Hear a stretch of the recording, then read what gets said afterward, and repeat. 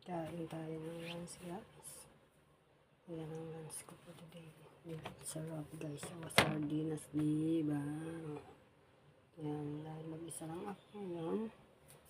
Yan ang pagkain ko. Yan, diba?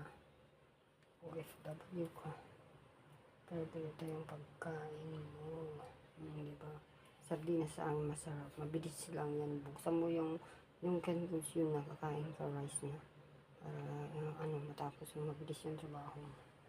Ayan yung kwarto ko, guys. Ito yung new kwarto ko dito sa New Gardens. Ganyan lang siya, guys. Maliit lang siya. Pero at least may sarili akong kwarto. Yan, may mga pinagoods din dyan. Ganyan siya lang siya, guys. Diba? Ito yung tables niya. Maliit lang siya.